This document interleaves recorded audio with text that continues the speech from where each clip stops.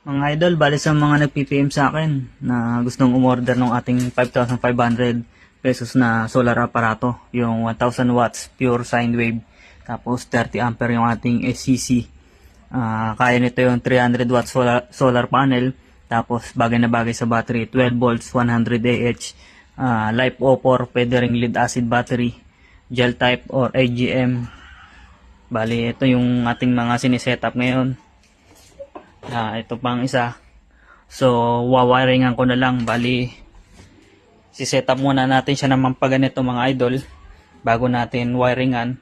So, out of stock na tayo mga idol. Yung mga nakaraang post natin naubos na.